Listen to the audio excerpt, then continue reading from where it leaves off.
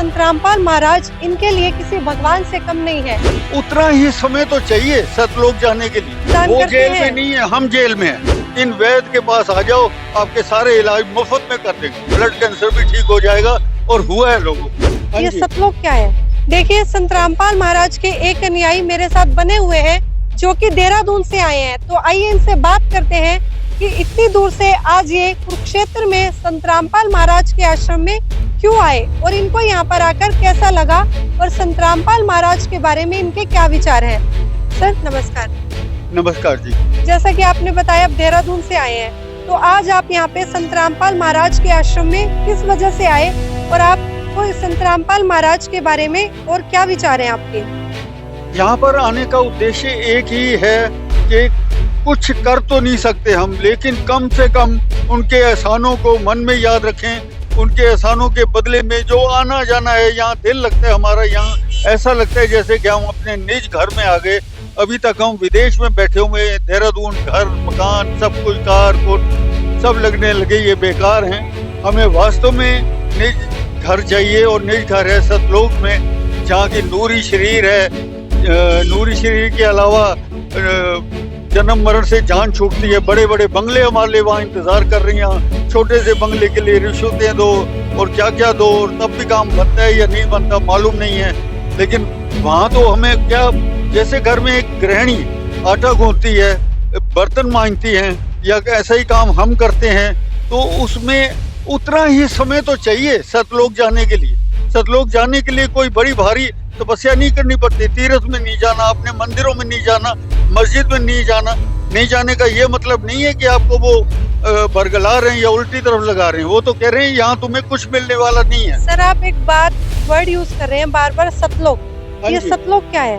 ये सतलोक सबसे ऊपर, सबसे जितने ब्रह्मांड हैं, जितने ये लोक हैं, सारे ब्रह्मांड, पहले तो 21 ब्रह्मांड यहीं पर हैं, जिसमें एक ब्रह्मांड में ये मृत्यु लोक में हम फंसे पड़े हैं। और यहाँ से निकलने के लिए वो रास्ता हमें बता रहे हैं, तो मंत्र दे रहे हैं कि ये मंत्र जाप करो, वो खुश होंगे, आपको अपने इससे ब्रह्मांड से छोड़ देंगे। जब यहाँ से छोड़ देंगे, यहाँ से वीजा मिल जाएगा, हमें आगे जाने का पासपोर्ट मिल जाएगा, तो पक्की बात है हम आगे जाएंगे। आगे जा रहे हैं तो आगे फिर 7 संख ब्रह्मांड हैं। 7 संख ब्रह्मांड के मालिक, उनके लिए भी हमें इन्होंने मंत्र जाप दिया हुआ है। वो मंत्र जाप देंगे, उनसे छूट जाएंगे। क्या मुश्किल क्या है इसमें? कुछ भी तो मुश्किल नहीं लग रहा। उससे मुश्किल तो ये पहले वाला काम था। 2.5 घंटे सुबह, 2.5 घंटे शाम को पाठ पूजा करते रहो, मिलना मिलाना। किसकी पाठ पूजा करते थे आप पहले? अब 2.5 वो घंटे भी आप सुबह। पूछना चाहते हैं तो कोई बात नहीं। मैं राधा स्वामी मत से जुड़ा हुआ था, लेकिन राधा स्वामी मत में मैं उनकी बुराई नहीं कर रहा हूँ, क्योंकि जो उनके 5 मंत्र हैं वो मृत्यु के मंत्र हैं, इसी लोक में फंसे रहने के मंत्र हैं। इस 10वां द्वार, 10वां द्वार, 200वां द्वार वो करते हैं, लेकिन 10वें द्वार तक तो कुछ है ही नहीं। वास्तविक जो है यहाँ मंदिर हमारी 12वें द्वार में जाकर है, जबकि पूर्ण मोक्ष हमें मिल जाता है। आप क्या करते हैं वैसे? मैं आर्मी से रिटायर्ड हूँ और पेंशनर हूँ। बढ़िया जिंदगी जी रहा हूँ, अब जी रहा हूँ। पहले जो है मैं अपने बेटा, मेरा MPA के लिए उसने अप्लाई किया और मैं यही कहता था, हे प्रभु जी इसका सिलेक्शन ना हो जाए। क्यों? अगर इसका सिलेक्शन हो गया तो मेरे पास पैसा नहीं है, मैं इसको कैसे भेजूंगा। आखिर वो सिलेक्शन हो गया तो मेरे लिए सिर दर्द पैदा हो गया कि अब मैं क्या करूं। सिलेक्शन हो गया, मैं बेटे को कैसे बोलूं कि मैं तेरा इंतजाम नहीं कर सकता पैसे का। खैर, किसी तरह मर मरा के, चाहे हमने नमक के साथ रोटी खाई या कैसे किया, उसको हमने भेज दिया। वो बेंगलोर में कोर्स करता रहा और हम इधर दोनों पति पत्नी रोते रहे, चिल्लाते रहे कि किस महीने पत्नी उसको वापस भेज देंगे, हम पैसा नहीं दे पाएंगे, कुछ कर नहीं पाएंगे। ये बाद में सुविधाएं बढ़ी हैं, एजुकेशन लोन और बाकी सब कुछ। उस समय कुछ भी नहीं था, लेकिन यहाँ आकर तो लीलाएं देख रहे हैं हम। लीला कर रहे हैं प्रभु हमारे साथ। हमारे पास जहाँ 100-200 रुपए के पीछे भटकते थे, सही आदमी तो भटकता है आजकल। जो रिश्वतखोर हैं, उल्टे लोग हैं, उनके पास तो पैसा है ही है। हमारे जैसे के पास पैसा नहीं था, कुछ नहीं था।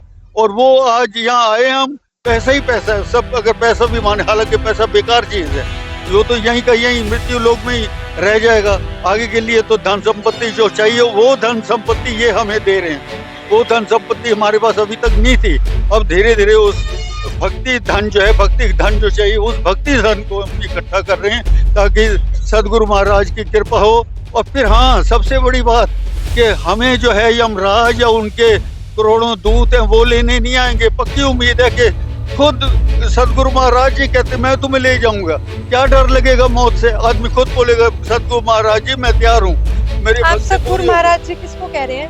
हाँ जी, आपने बोला ना सदगुरु महाराज जी। सदगुरु महाराज भी हमारे यही हैं, परमात्मा भी यही हैं, रामपाल जी महाराज, इनके लिए कह रहा हूँ। आप कब जुड़े संत रामपाल महाराज से? मैं जुड़ा हूँ 18 सितंबर 1918 में, 18 सितंबर 1918 में। देखिए सर, आप 18 में 2018 में जुड़े, 1980 में 2018 ना, 2018 में आप संत रामपाल महाराज से जुड़े हैं। हाँ जी। तो जैसा कि संत रामपाल महाराज इस समय जेल में है, तो जेल में रहकर भी क्या आपको वो कुछ लाभ प्रदान करते हैं? वो जेल में नहीं है, हम जेल में हैं। वो तो छोटी सी जेल में लोगों को ठीक करने के लिए गए हुए हैं। जब चाहे आ सकते हैं, जब चाहे हमें दर्शन देते हैं, जब चाहे हमारे सपनों में आते हैं। जेल में कौन है? वो नहीं है। हम इस बड़ी जेल में फंसे हुए हैं, यहाँ से हमें निकालने के रास्ते उन्होंने सारे बताए हुए।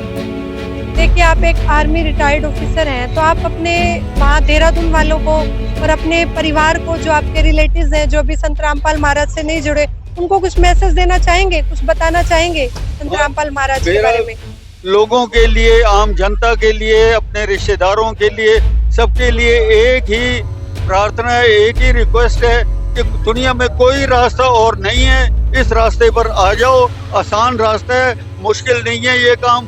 बर्तन मांज सकते हो, झाड़ू पोछे मार सकते हो, घर के रोटियां बना सकते हो। तो यहाँ मोक्ष लेना भी लगभग उतना ही आसान है। बिल्कुल आसानी से, थोड़ी मर्यादाओं का पालन करो, मंत्र जाप करो और सदगुरु महाराज के साथ पक्का लिंक बनाए रखो। आपको पक्का मोक्ष भी मिल जाएगा। सब कुछ दुनिया में जो कुछ चाहिए वो भी मिल जाएगा। आपकी बीमारियां भी सारी दूर हो जाएंगी। जो भी बीमारियों से आप जूझ रहे हैं, डॉक्टरों के पास जा रहे हैं, इससे अच्छा सबसे बड़े वैद्य यही हैं। इन वैद्य के पास आ जाओ, आपके सारे इलाज मुफ्त में कर देंगे। ऐसा क्या करते हैं संत रामपाल महाराज जी जो कि बीमारियां भी दूर हो जाती हैं?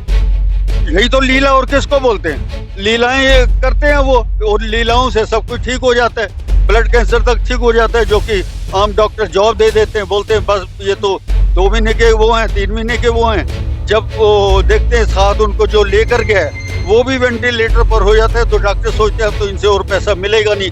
उस समय फिर वो डॉक्टर मना कर देते हैं कि कुछ नहीं होगा। उस समय फिर हम इनके पास आते हैं, ये बड़े वैद्य जो हैं इनके पास आते हैं। ये कहते हैं बस नाम जाप करो, सब कुछ करो और ईश्वर चाहेगा। कभी घमंड नहीं करते वो, बिल्कुल अभिमानी नहीं है, स्वाभिमानी जरूर हैं। वो कहते हैं कि जो कुछ भी है तुम्हें यहाँ से मिलेगा, पूरी उम्मीद है मिलेगा। ब्लड कैंसर भी ठीक हो जाएगा और हुआ है लोगों का। Thank you very much. देखिए किस प्रकार इन्होंने बताया कि संत रामपाल महाराज इनके लिए किसी भगवान से कम नहीं है। इनको संत रामपाल महाराज ने इतने लाभ दे दिए कि आज ये शब्दों में बयान नहीं कर पा रहे। और यहाँ पर भारी संख्या में श्रद्धालु अंदर आए हुए हैं, तो अभी हम आश्रम के अंदर चलेंगे और अनुयायियों से बात करने की कोशिश करेंगे कि संत रामपाल महाराज के बारे में उनके क्या विचार हैं और संत रामपाल महाराज आखिर उनका उद्देश्य क्या है और ये विशाल भंडारा हर 10 दिन में करने का उनका पीछे का क्या कारण है।